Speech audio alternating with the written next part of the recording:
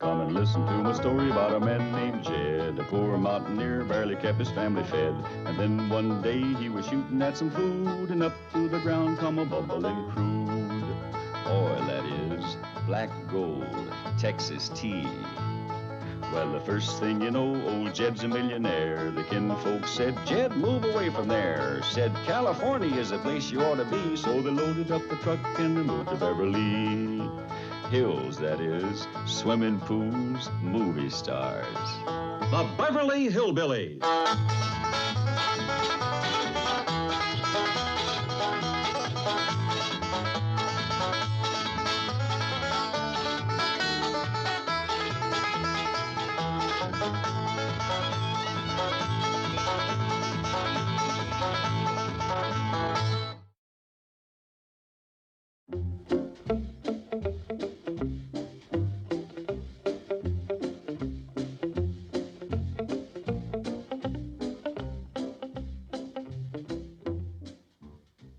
You know, Ellie, I'm glad company is coming. We don't get much chance to use this fancy eating room. No, Jethro and Paul uses most to play what you call pool. I don't see much sport in it myself. Well, what can you expect from a game that you play on the dining room table? Yeah. You reckon Otto sets 8 places? Is it for sure Miss Flatt and Miss Scruggs is a-coming? Well, we know that Lester's bringing his wife, but we don't know for sure about Earl. But you better set a place for Louise, just in case. Yes, ma'am. Where about you want Jethro's plate?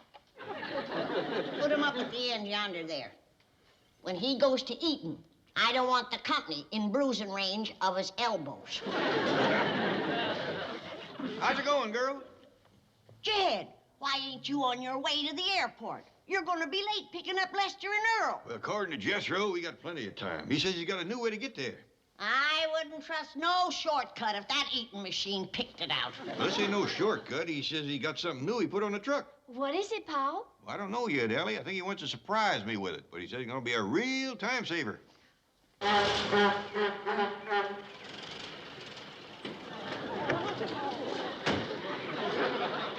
This here's a surprise I've been working on. Looks kind of like a windmill. I call it my traffic jam jumper. Hop in, I'll show you how it works. Well, now, boy, we don't want to be late meeting Lester and Earl's plane. That's where this rascal's gonna come in handy. Suppose we was driving down the freeway and there's a big traffic jam up ahead. We don't sit there and fret and fume. What do we do? Throw this out of gear, throw this into gear, give this a yank. Here we go.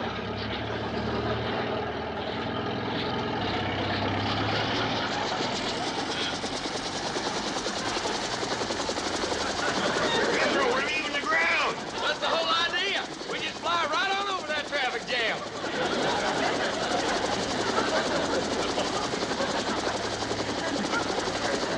He's up in the air, all right, but how do we move ahead? Guess I forgot to figure that out. Did you figure out how we get down? Oh, yeah, that's easy. Just shut off the engine.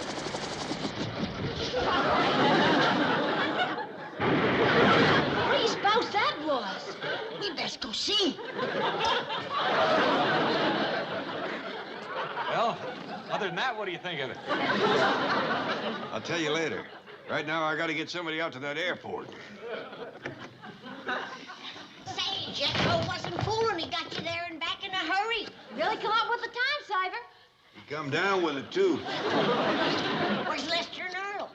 He ain't here yet. Well, howdy, Miss Jane.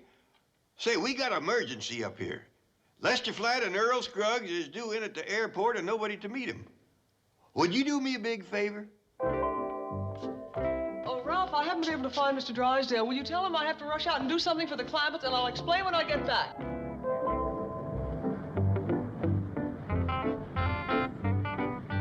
I hope it isn't too breezy back there, Mrs. Flatt. Oh, no. I was all prepared to ride in the Clampett's truck. This is a pleasant surprise. Yeah, mighty nice of you too, Miss Hathaway. Yes, ma'am. We sure do appreciate it. My pleasure. I'm a great fan of your music. Unfortunately, I don't get to hear you very often. I tell you what, we'll be doing a couple numbers as soon as we get to Jed's place. Yeah, Granny always makes us sing for her supper. You're sure invited for listening, and Like as not, eating too. Oh, I wish I could accept, but I'm afraid I have to dash right back to the office. Oh. Well, why don't you boys do a number 4 right now? How about it, Lester?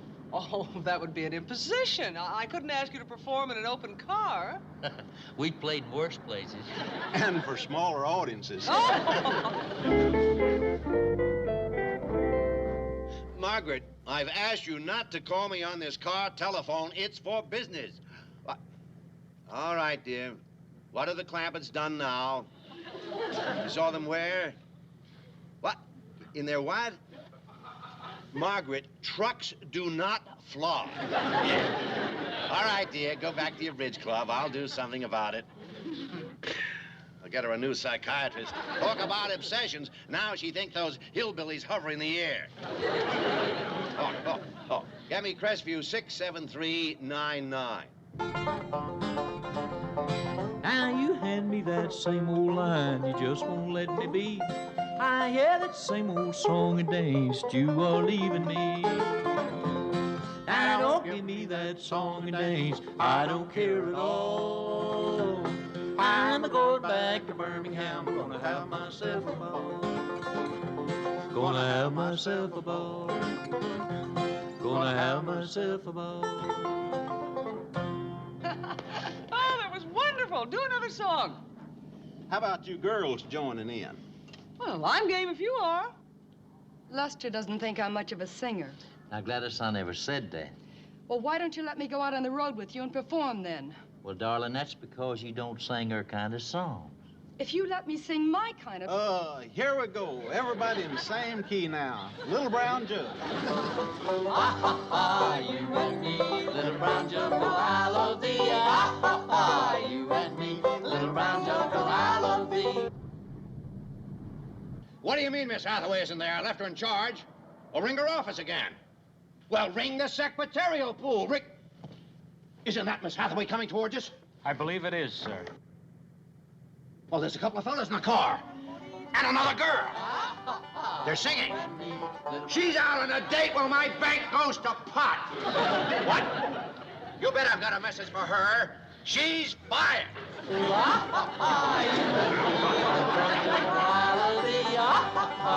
and me, little brown jug, oh, I love thee.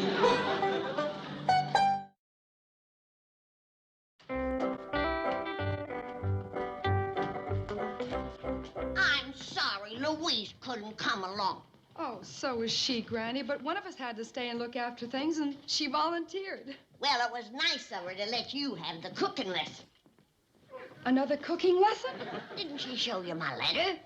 I told her that this time I was going to learn you city girls everything, from pickling pig's knuckles to making hogshead cheese. And we's going to start with butchering the hog. Oh, boy. Sure she didn't say nothing? Not a word. Well, when you get back home, you can give Louise a mess of your own knuckles. That sounds like a great idea. You sure we can't talk you into staying? Sorry, duty calls. I'm needed at the bank. Thanks again for the ride. Yeah, and if you ever get tired of the banking business, come on down to Nashville. We'll put you to work singing. Oh, I'll remember that. Bye. Bye-bye. Come on in, boys. Get washed up and to the table. You can play for your possum later. Granny, did you say possum? Stuffed with dilled okra and minced mudsucker. Oh, boy. Too bad I didn't know to tell Miss Jane. Ain't no job in the world could have pulled her away from a treat like that. Oh, thank you for watching my desk, Miss Murray. Any messages? Just this one. You may return to the secretarial pool. I'll call. This says I'm discharged. Yes. Everybody's sorry to see you go. We started taking up a little collection for you. Oh. But surely this is some sort of... Oh, if this is somebody's idea of a joke, I don't... Oh, Miss Murray, will you... Well, if it isn't the playgirl of the Commerce Bank. Chief, what is the meaning of this? Well, let me see if I can translate it for you. Discharged. That means fired. Canned. Sacked. What? I need employees who are trustworthy and obedient. Wait in my office. Yes, sir. I don't need employees who skip out the minute my back is turned. Chief, if you're referring to my absence from the bank, I'm referring to you joyriding along Whittier Boulevard with that flashy blonde and those 2 Texas beer salesmen. What? You and me, little brown jug. Oh, what a double life you lead. Trim, prim Miss Hathaway in the office. And the minute my back is turned, it's Happy New Year. Oh, Mr. Drysdale, if I am to be turned out without a hearing? Without a hearing? Everybody along Whittier Boulevard gave you a hearing. You and those off-key butter and egg men. Before I leave, I think you should know that my passengers were Mr. and Mrs. Lester Flatt and Mr. Earl Scruggs, dear friends of Mr. J.D. Clampett, at whose request I picked them up at the airport. Goodbye. Mr. Flatt, wait. Come back to your desk. Can't you take a little joke? I do not consider it a joke to be humiliated in the eyes of my fellow employees. Why, they even took up a contribution for me. Oh, really? Well, let's see. 53 cents. I tell you what, if you stay, I'll make an even buck. Your generosity is overwhelming. But if this is my reward for 10 years of faithful service, no, thank you. No, wait. That's only the beginning. From now on, you don't have to work Sundays. And you can take a full 20 minutes for lunch every day. And no more working late. I promise you'll be out of here by 9 o'clock every night. She'll be back. Where's she gonna find another sweetheart of a boss like me? Anything special you want to hear, Granny? No. Anything you boys do is good. It'll have to go some to be as good as that possum. That's right. How about Earl's breakdown? Fine and dandy. Well, just a minute, boys. Jethro. Jethro. Oh, yeah, Uncle Jet. Is there more possum? No, boy. Lester and Earl's got a treat for us now. Well, whatever it is, I'll take a double helping. You're through eating for a spell. Come over here and sit down.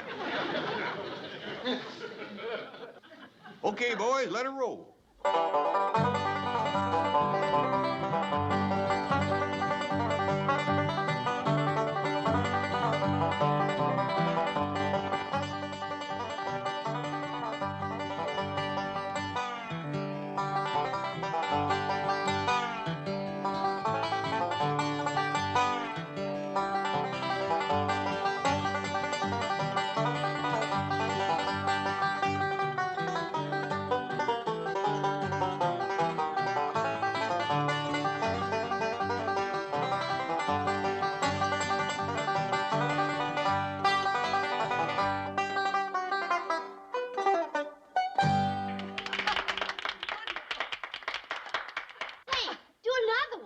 Thank you, Ella Mae, but my wife Gladys is real fond of singing. I'm going to ask her to do a number for us.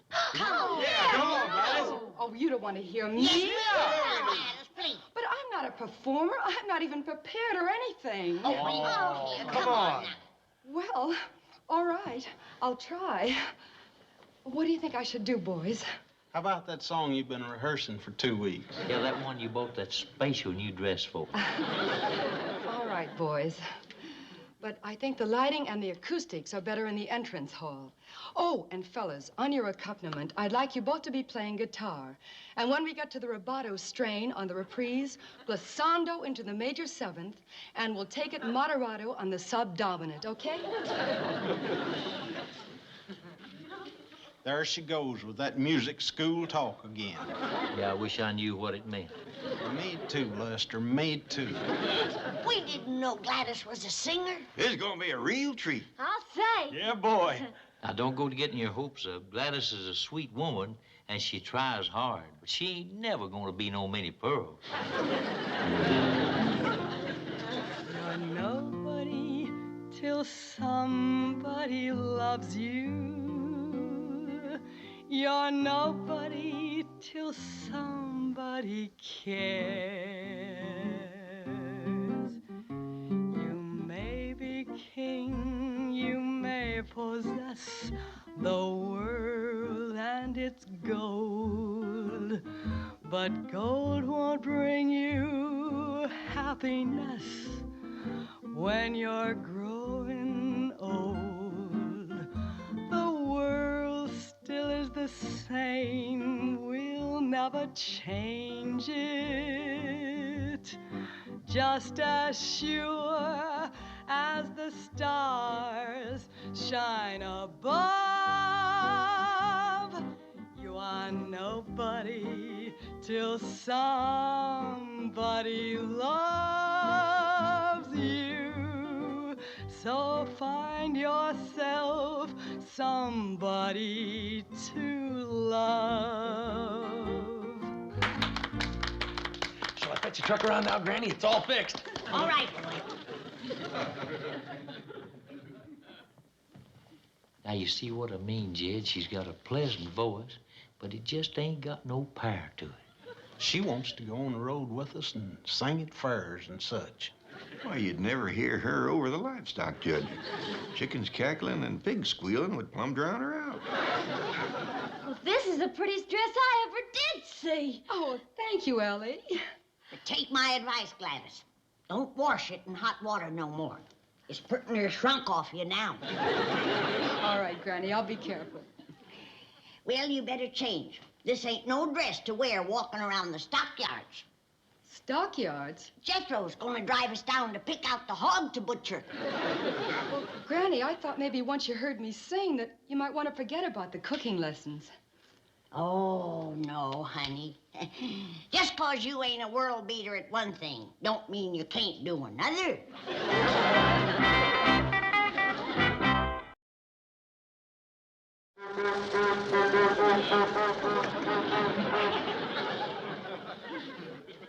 Hey, what have you done to the truck, Jed? Well, that's Jethro's doing. He ain't got enough to keep himself busy, so he's took up inventing. He calls that his traffic jam jumper. I got that moving ahead problem licked, Uncle Jed. Now I got rocket power. Jethro, Gladys has decided to stay here and let us go pick out the hog. Okay, let's go. What's all this stuff? Get in, I'll show you. Let's say we's going down the freeway. And all of a sudden, there's a big traffic jam up ahead. Well, we don't sit there and sweat and fume. What do we do? Watch. I throw this out of gear, throw this into gear, give this a yank, and here we go.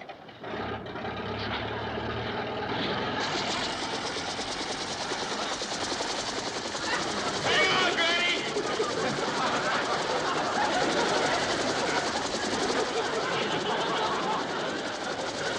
Ain't that kind of dangerous, Jed? Could be, yes. Granny! Don't let him turn off the key! Do what? Turn off the key! Okay!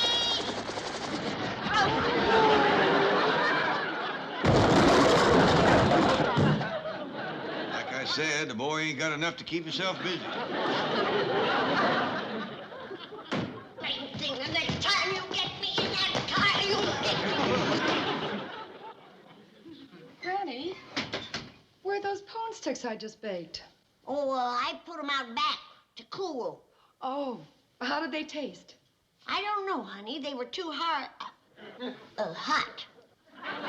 Come on, Gladys. Let's get to the pig knuckles.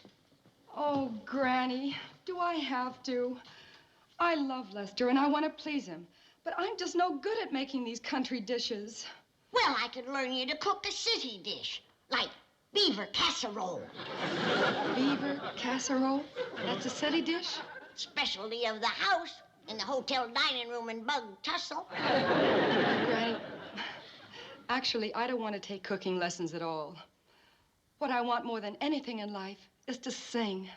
You really got your heart set on it, ain't you? Yes, I have. I love it. All right. Take off your apron. Oh, thank you. I'll give you a singing lesson. Well, on second thought, every wife should know how to cook something for her husband.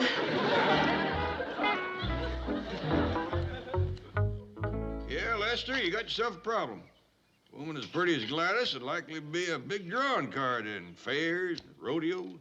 Oh, she's pretty, all right, and sweet as sorghums, but, You know, Lester, I've been thinking, maybe if Gladys had sang right into a microphone and we turned the volume up as high as it'd go. Oh, it ain't just her voice, Earl. She just won't want to learn no proper song. She don't? I've tried my best to get her to sing Stompin' the Clover, Sweet Nellie, and The Sinking of the Titanic. And she don't want it? Oh, she wants to sing songs like Stardust, Night and Day, and Smoke Gets in Your Eyes. I never heard of them. Well, you see what I'm up against. I do for a fact. Well, cheer up, Lester. Maybe Granny will teach her to cook so good she'll want to stay home in the kitchen. I sure hope so. Say, Jed, what kind of wood is this? I've dulled 3 blades just to trying to whittle it. Me too. It is tough, ain't it? Yeah, where'd you get these? I found them laying on the bench. Hi. Darling, how's the cooking lessons coming along? Just fine, Lester. I already baked some corn pone sticks. Well, ain't that dandy? They're my favorites. How about a taste? All right. Granny put them out here to cool.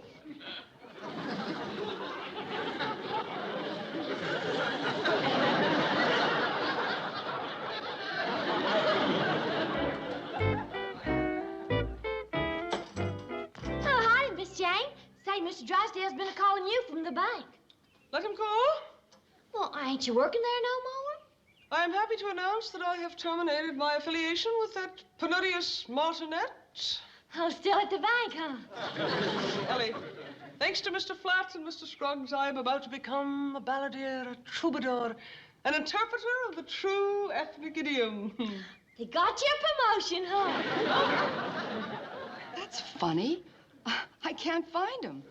Have you seen anything of him? Not me. Have you, Earl? Me neither. I bet you the birds got him. And the squirrel. Oh, gee. It ain't safe to leave anything that good around outside. Too bad, Gladys.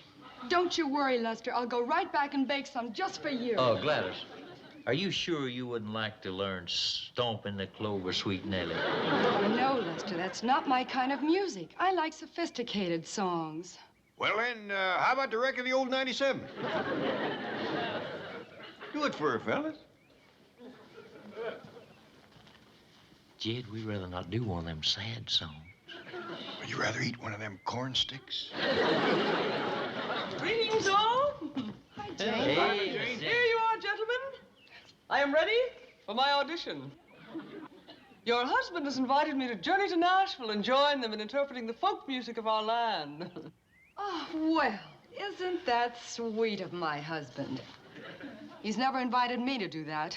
Honey, like I said, it's because you can't do her kind of music. Who says I can't? Well, then it's because you don't want to.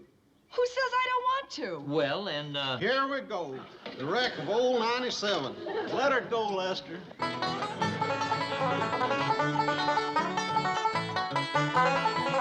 All they gave him his orders, Monroe, Virginia. Steve, you're way behind time. It's not 38, but it's old 97. Just put her in Spencer on time. Sing one, Miss Jane. He turned around and said to his fireman, a shovel in a little more coal. And when we cross this big wide mountain, you can watch old 97 a roll.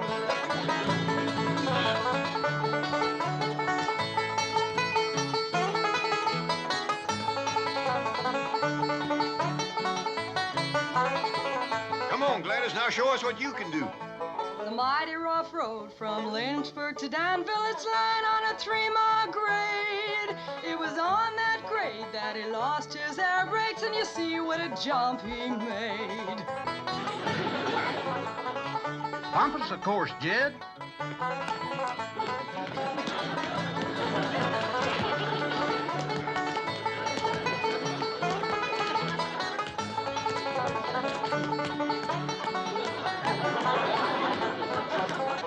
Going down grade, making 90 miles an hour, his whistle began to scream. He was found in a wreck with his hand on the throttle and was scalded to death by the sea.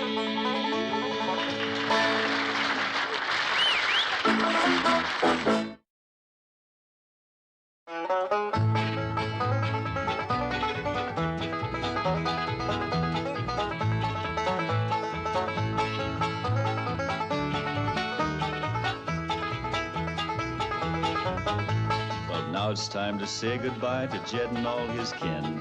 They would like to thank you folks for kindly dropping in. You're all invited back next week to this locality to have a heaping helping of their hospitality. Hillbilly, that is. Set a spell. Take your shoes off. You all come back now. Here? This has been a Filmways presentation.